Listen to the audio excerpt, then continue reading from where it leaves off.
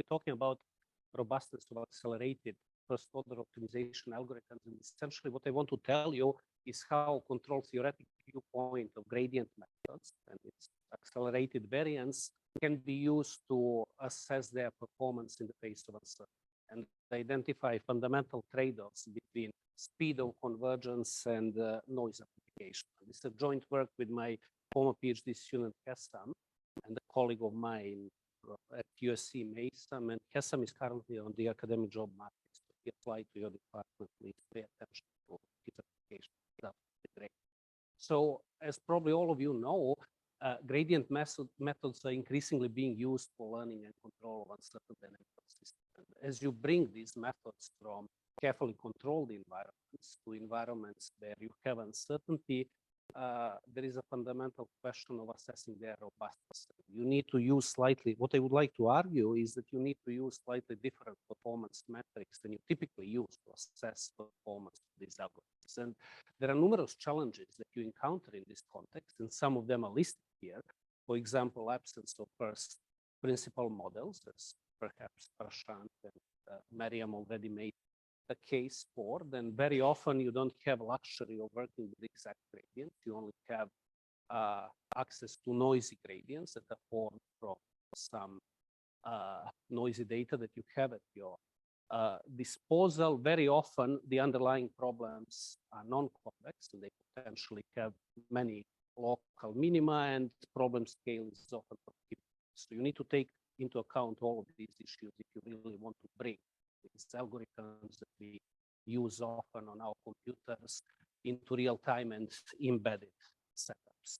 And just one example to set the stage is given here. If you, for example, have a formation flight, if you would like to control physical systems to accomplish certain objective, even if you have exact model, the underlying physics, if you want to control this system, you run into issues that you don't typically encounter in standard optimization. You have disturbances that act on your physical devices, and very often you have noisy communication.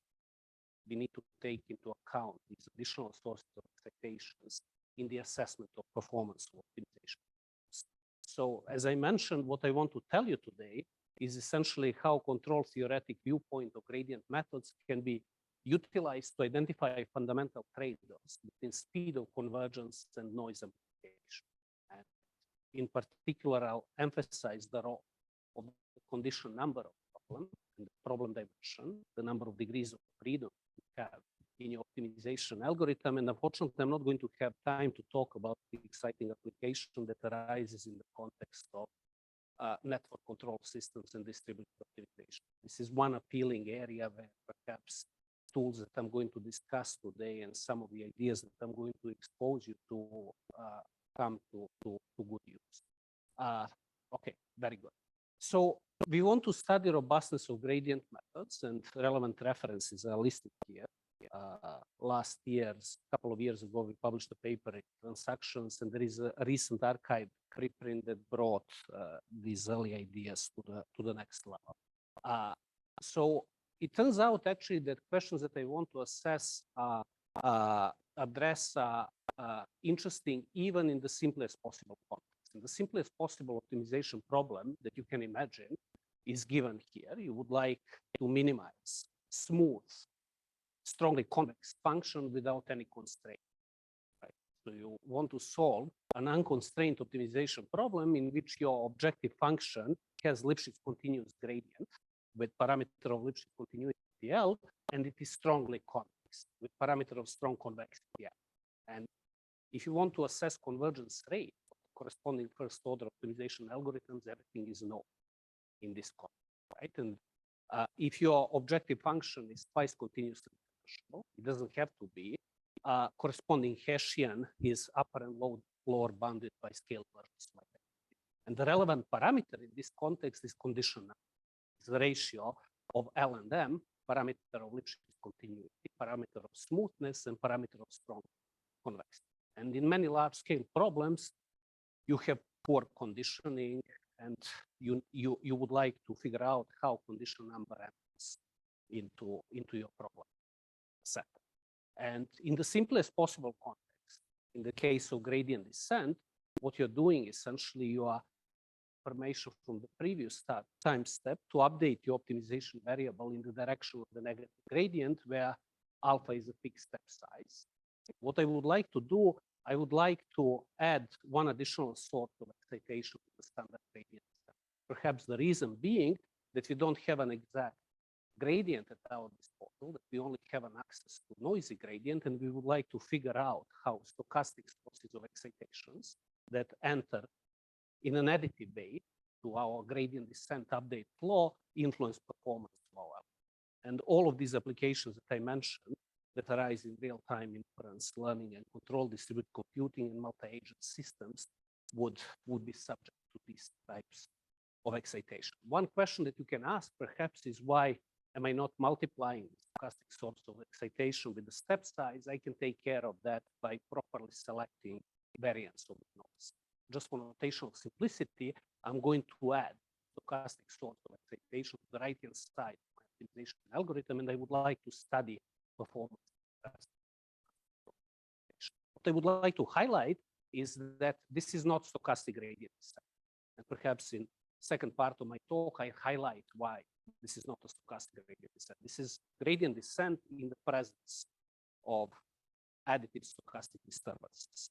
And again, one application where this arises is, for example, in distributed averaging. You can formulate standard consensus algorithm as a gradient descent of the quadratic form in which graph of Lassier, your undirected network, is the underlying matrix in your quadratic form with step size alpha. And if you do that, you obtain essentially standard consensus algorithm where perhaps the stochastic source of excitation accounts for communication interaction between your different ends. Right? This is gradient descent, but at the same time, you can also think of perhaps accelerated versions of that. Please.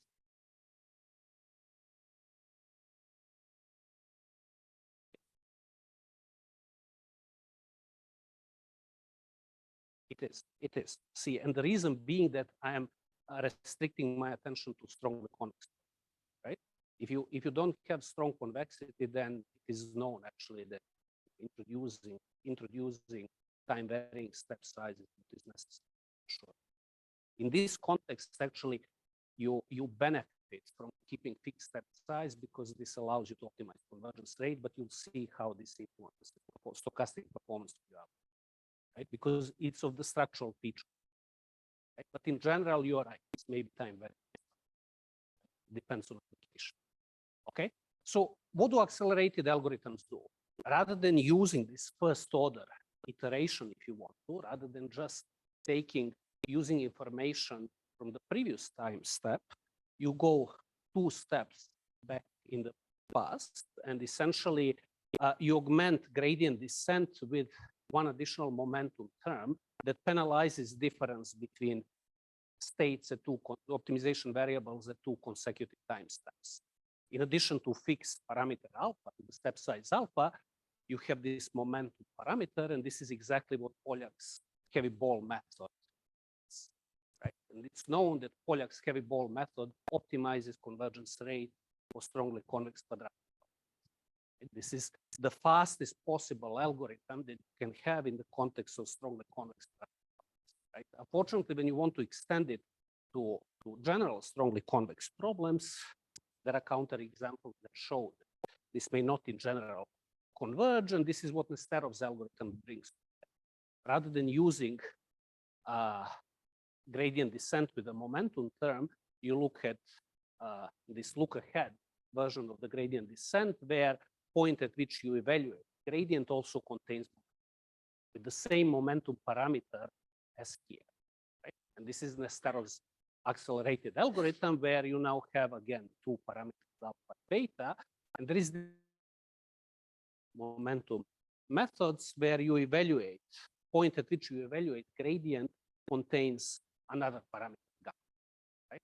Now you have a parameterized family of gradient-based algorithms where essentially your objective is to determine these parameters alpha, beta, and gamma to accomplish certain objective. And this paper that was published 5 years ago showed that this is the fastest possible algorithm to strongly quantify. Right? If your only objective is to optimize convergence rate, you would like to select alpha, beta, and gamma to achieve the fastest possible convergence. Right? We would like to study what is happening in the presence of this additive source of expectation. And the reason why these accelerated algorithms are popular is given here. They bring essentially settling time, number of iterations that you need to achieve desired accuracy from order of kappa, from order of the condition number for gradient descent to order of square root of kappa for accelerated algorithm. Right? Rather than using 10,000 iterations, in 100 iterations, you're going to achieve epsilon f. This is the reason why they are used in a number of different cases. Right? The question is, what is going to happen once I add this stochastic source of expectation? And the way we are going to look at optimization algorithms is essentially as a dynamical system that maps the stochastic input into quantity that I care about. And in strongly convex case, I care about error in the optimization variable, right? I care about the difference between optimization variable and the global optimal value, and my robustness measure or performance metric is mean square error in the optimization variable, right? This is what I'm going to use as a performance metric in the presence of this stochastic excitation, right?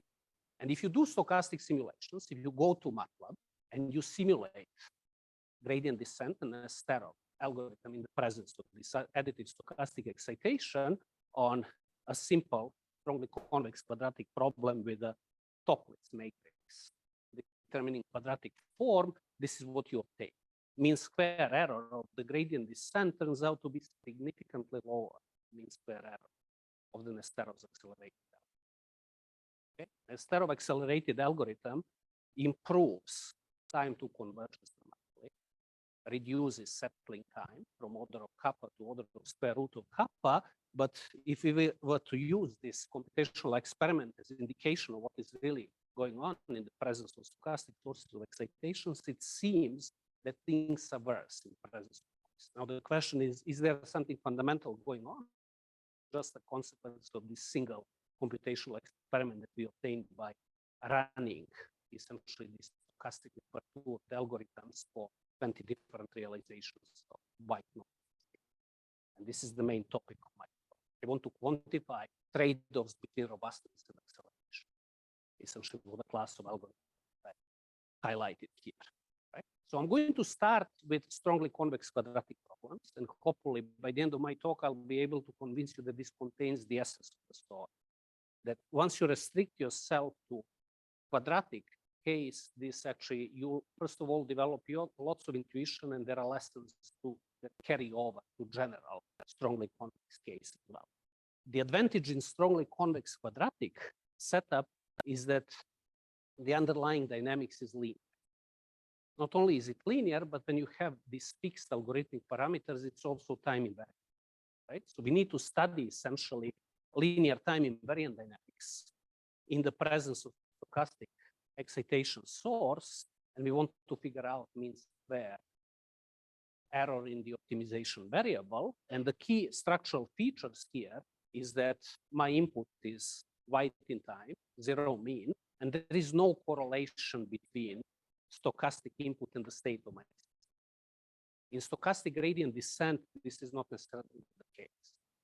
Okay, there would be correlation actually between input and the state, and noise may not be entering in a net. This is the reason why this is not counted as stochastic gradient descent. Okay, so before I start doing noise analysis, amplification of noise analysis, I want to step back and to see what is happening with convergence as well, right? And if my input is white and uncorrelated to the state, then if you compute expectation of the state equation, it turns out actually that the input completely disappears. And in expectation, you have linear convergence with the rate rho. When optimization people say linear convergence, this means that corresponding linear time invariant system is asymptotically stable and there is geometric convergence rate. Right? So if you have certain initial error, this is going to be geometrically decaying function, right? And the convergence rate, the speed of convergence is determined by the spectral radius of the corresponding matrix A.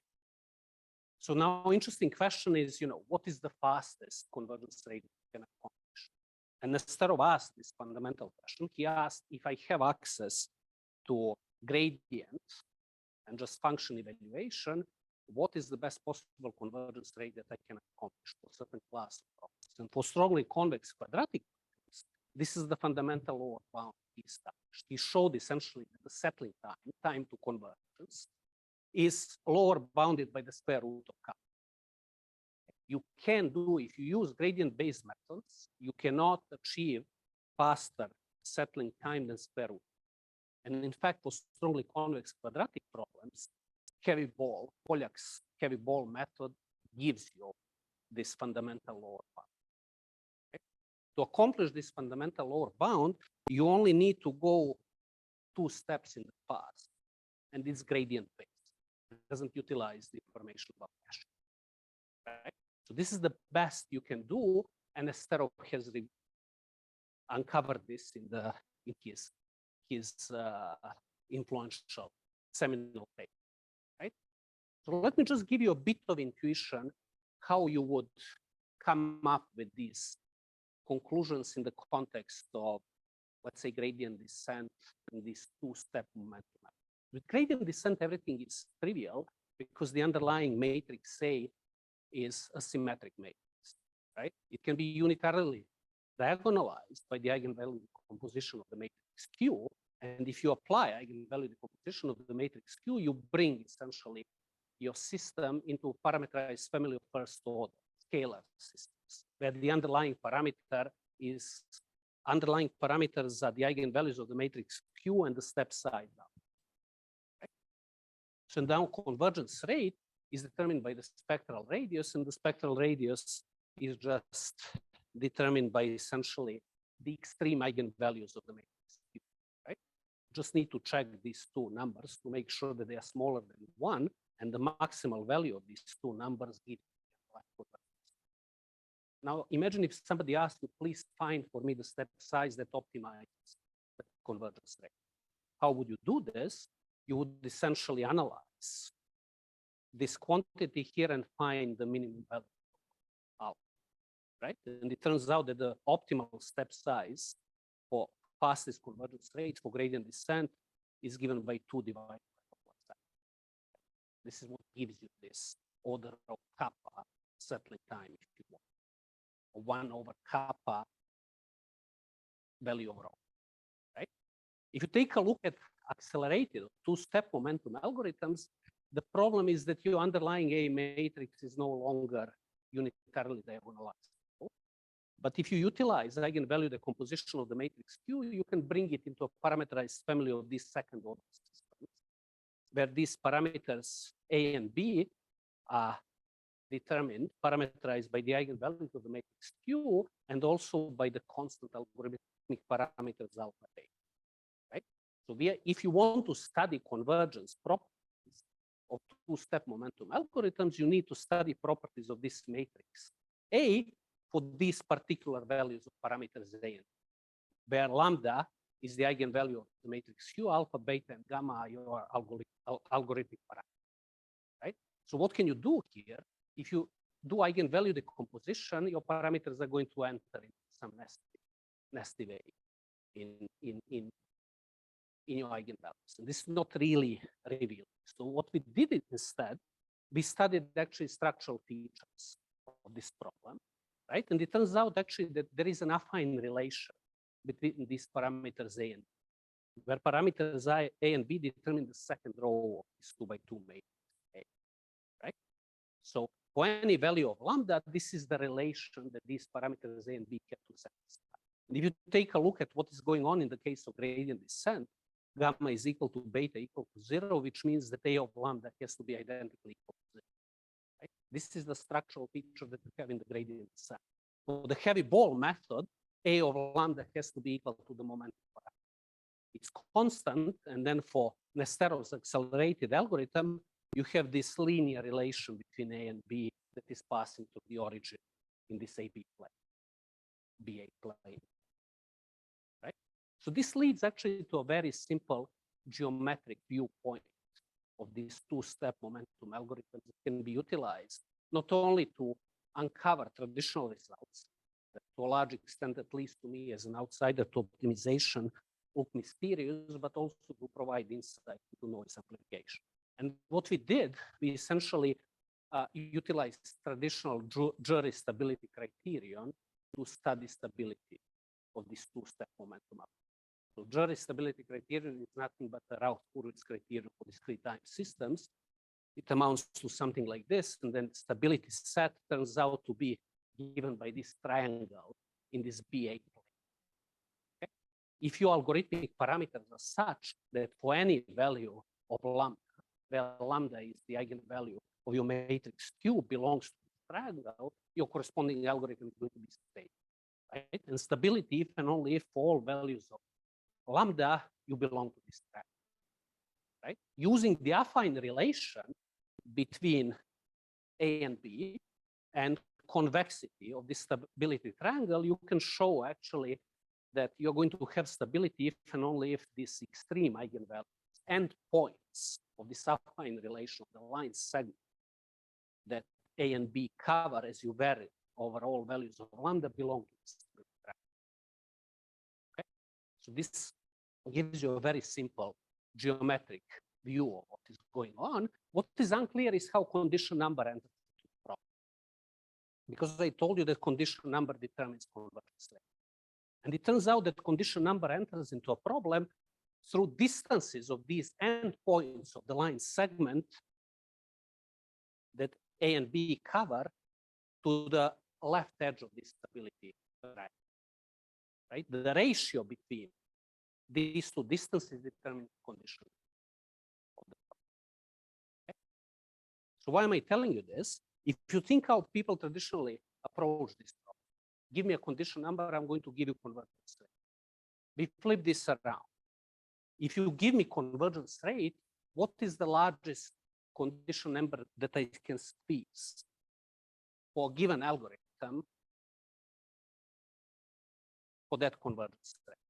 Why am I telling you this? Because again, you can show very easily that linear convergence with rate rho is accomplished if you belong to this closed delta rho triangle, this yellow triangle in the BA plane, right? And the question that you can ask in order to assess convergence of these two-step momentum algorithms is, as I mentioned, for fixed value of rho, what is the largest feasible kappa that I can squeeze there? Key quantity, again, is the distance of these endpoints to the left edge of the triangle. Okay? Now imagine that I ask you the following question. So if you know that this yellow triangle is a set of points for which you obtain convergence rate rho, where would you place these points, this red point and this blue point, in order to maximize convergence? In order to maximize the condition number. Where would you move red point and this blue point in order to get the biggest possible condition number in this geometric configuration? Make it a line. Put red point to this point Y and put blue point here, right? It's going to give you the biggest convergence rate. And this is exactly actually what gives you the fundamental upper bound, right? Fundamental upper bound is achieved by the heavy ball method of Poljak, and it's exactly accomplished by placing these points at the ends of this delta rho stability triangle. Okay? Gives you a very simple geometric interpretation of what heavy ball method is doing in terms of the rate of convergence. The question is, if I belong here, how am I going to amplify noise? In contrast, if you take a look at what gradient descent does, gradient descent belongs here, right?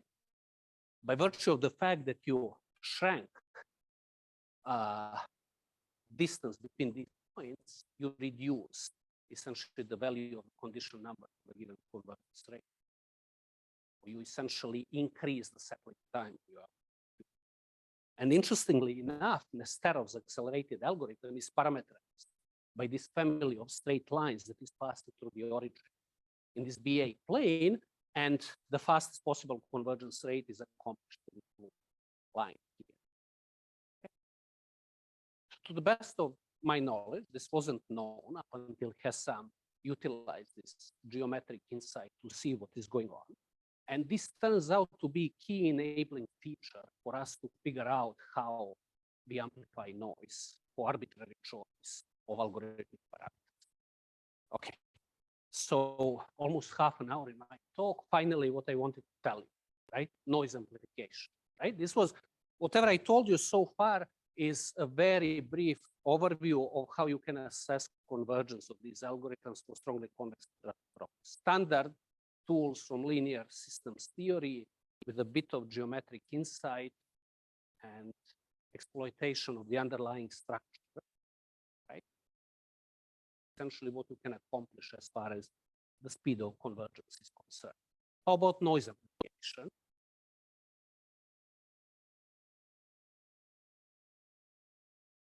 It just turns out to be the case, right? If you take a look at what is going on, you're interested essentially in studying matrices of this form, where dependence of A and B in terms of the parameters and the eigenvalues of the matrix Q is there. And if you take a look at these relations, this turns out to be the case. Okay? This is not to say that if you were to differently choose these parameters to some other dynamical system, this is going to be the case. But for the class of two-step momentum algorithms, for which gradient descent, heavy ball, and Nesterov's algorithm are special cases, this is what you have. All of them are captured by this. Okay? So we essentially, rather than studying general dynamical system, second-order dynamical system of this form, we specialize for a particular algorithm and exploited the underlying feature. Right? This is essentially, if you view it in BA plane, this is what you get. There was nothing, I mean, this turned out to be the feature of the problem. Structure of the problem is giving us. We didn't design this. So what do you get in terms of noise amplification, right? Let's start with gradient descent. Again, Q is unitarily diagonalizable, B and C identical matrices. Noise amplification, the steady state variance of the error in the optimization variable, is now determined by sum of reciprocals of these eigenvalues of the matrix A from the stability bound. Okay, all eigenvalues of the matrix A influence now noise amplification, not only extreme eigenvalues. Okay? All eigenvalues influence noise amplification, not the only extreme eigenvalues, and this reciprocal of 1 minus AI squared determines energy of the corresponding mode, if you want, that are excited by white noise, right? Just based on this, you can establish, I call this theorem, this is overstatement, this is triviality, essentially. If your step size alpha is such that the settling time is order of kappa, then the noise amplification is also going to be proportional to kappa. Why? Because you can upper and lower bound this summation, lower bound by one term in this sum, and by n times the largest term in that sum, right? And when you do that, 1 minus rho squared appears in the denominator, 1 minus rho, 1 over 1 minus rho is essentially settling time of your. So this tells you that noise amplification is upper and lower bounded by the settling time of your gradient descent up. This is intuitive in a sense, because if you have slower algorithm, you're closer to the stability boundary, and inverse of the distance to the stability boundary determines the application. But this intuition only holds in unitarily diagonalizable systems, in normal dynamical systems. Unfortunately, for heavy ball and Nesterov's method, they are not unitarily diagonalizable. Eigenvector structure matters for them as well. And in fact, what we managed to show, what Hessam managed to show, is if you choose algorithmic parameters such that settling time gives you accelerated convergence rate, then variance amplification increases by a factor that is proportional to the square root of kappa relative to gradient. You speed up your algorithm, but you increase noise amplification by the same amount by which you sped up your algorithm. Okay? And you cannot use intuition that you developed in gradient descent to answer. You need to study the eigenvalue structure, and in fact, for the optimal values of parameters, there are actually Jordan blocks that are associated with this. And this underlying resonance that comes from eigenvalues sitting on the top of each other leads to this increase in variation, right? So the question that you can ask naturally is, okay, you studied quadratic problems. Does this extend to general, strongly convex problems? And it turns out that it does, at least in terms of upper bounds. In fact, what we managed to show is that for gradient descent with standard values of algorithmic parameters, the upper bound mean square error in the optimization variable is proportional to kappa, scales linearly with the problem dimension. This turns out to be tight upper bound, tight in the sense that it is achievable by a quadratic function. And for Nesterov's accelerated algorithm, we also have tight upper bound up to a constant factor. Okay? How do we show this? We utilize theory of integral constraints as a standard tool in control theory, and the recent use in optimization was highlighted in this influential paper by Lessard, Ben Recht, and Andy Packard. And essentially, control theoretic viewpoint of optimization algorithms is that you take a look at them as a feedback interconnection of stable linear time invariant systems in feedback with structural linearity. Okay? The structure comes from the underlying assumptions that we make. And in our case, that's strong convexity and Lipschitz continuity. Right? Strong convexity and Lipschitz continuity lead to certain quadratic inequalities, and then you can utilize what we love in control theory, Lyapunov-based framework, to show these strong properties. Gradient descent is contraction, so as simply as possible, quadratic Lyapunov function works. Nesterov's accelerated algorithm is unfortunately way more complicated. So in addition to having more sophisticated version of the quadratic term, you also need to introduce error in the objective function, where theta is a parameter. So this can actually lead to a linear matrix inequality for this matrix P and this parameter theta, and this analysis is dual analysis, covariance analysis of LTI systems that we utilize. Interestingly enough, it turns out that we can find analytical solution to the resulting LMIs for Nesterov's accelerated algorithm for strongly convex quadratic problems. It gives me tight upper bound on the variance application up to constant factor relative to. Okay, very good. Final part of my talk is to go back to quadratic problems and to remind you essentially what tools are useful in the context of stochastic analysis of linear time invariant systems. And this is essentially celebrated algebraic equation, right, which is Prashant discussed open loop version of this today, which is Riccati equation, right? If you were to use a closed loop version of that in the context that he discussed, this would give you algebraic equation, especially for the covariance matrix. So this is essentially algebraic equation in which these parameters A and B are model parameters. Sigma is covariance of noise, and X is the steady state covariance of the state algorithm, right? And then steady state variance of the error in the optimization variable is determined by what we call H2 norm, corresponding linear time invariance, right? It can be determined essentially from the trace of the steady state covariance, right? If you utilize this formalism to study two-step momentum algorithms, you need to study essentially class of systems in which you bring these matrices A and B into A, B, and C into block diagonal form with elements like this. And then steady state variance can be expressed in terms of these modal contributions, right? Where J hat of lambda I quantifies a contribution of certain mode of the matrix Q the steady state variance in the error of the optimization variable, right? And what is very interesting is a nice geometric interpretation here as well. We can analytically show that for class of problem P study, modal contribution to the variance amplification is determined by reciprocals of the distances to all three stability bounds. Okay. If I take a look at the arbitrary point in this line segment, then 1 over d of lambda, where d of lambda is distance to the left edge of the stability set, L of lambda, distance to the right edge, and H of lambda, distance to the top. All of them enter into the underlying contribution variance application.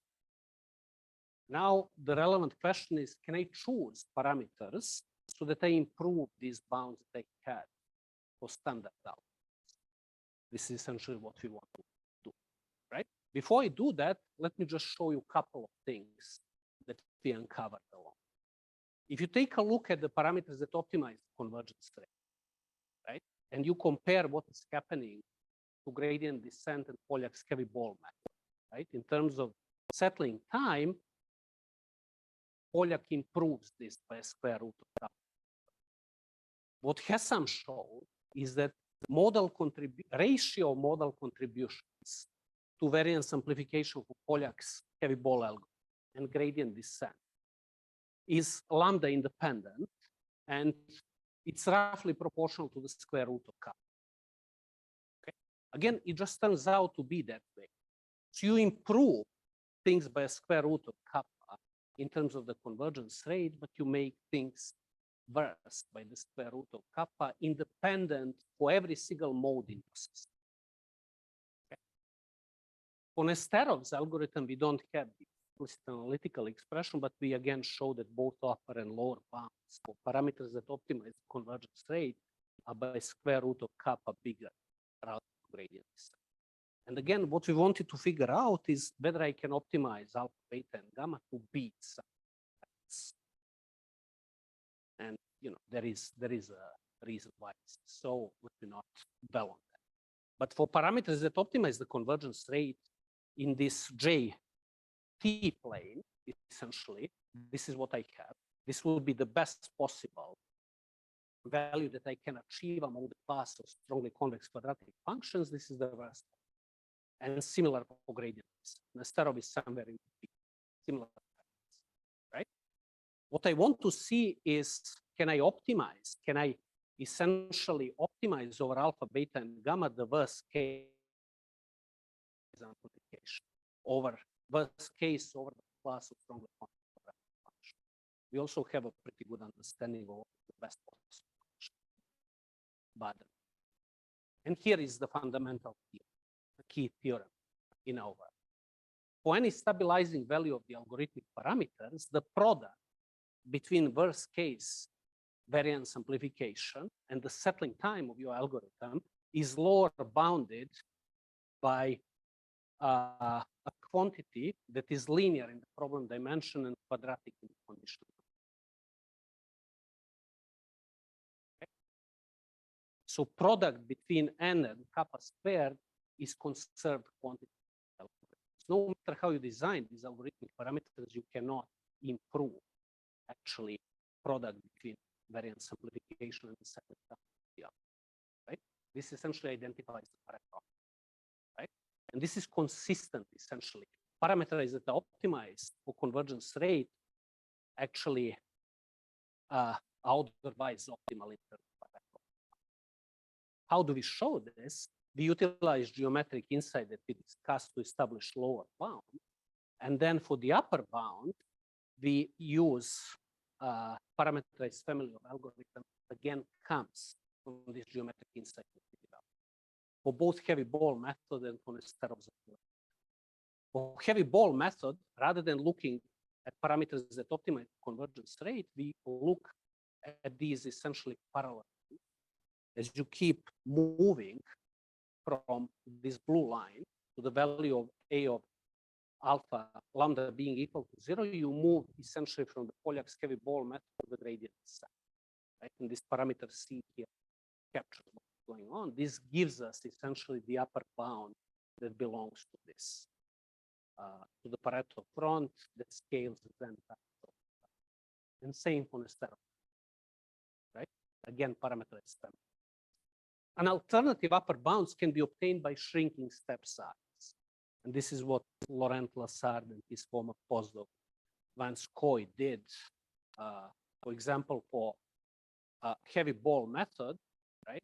If you move further away from this point Y, you're going to reduce the step size, and this is going to give you essentially to slow down algorithm, but unfortunately, it's not going to be able to improve these trends that we identified. Okay, I'm pretty much done. So what did I tell you? I told you essentially about fundamental limitations with respect to noise amplification of accelerated first order algorithms. What I'd like to highlight is that if you use different performance metrics, if you use steady state mean error in the objective value rather than in the optimization variable, this fails to capture negative impact of acceleration. And the alternative performance metric was discussed in a recent paper by MIT group. Another feature, negative feature of acceleration is that if you have a limited time budget, you achieve this asymptotic convergence rate by essentially compromising quality of the transient response. Okay? So transiently, this is what is happening with accelerated algorithm, whereas gradient descent is a contraction. So if you use this in multi-step optimization algorithms, ADMM, for example, if you use Nesterov's algorithm and you run it only for few iterations, if that number of iterations is not bigger than order of square root of the condition number, you may be worse off actually than running few iterations. Okay. Keep that in mind.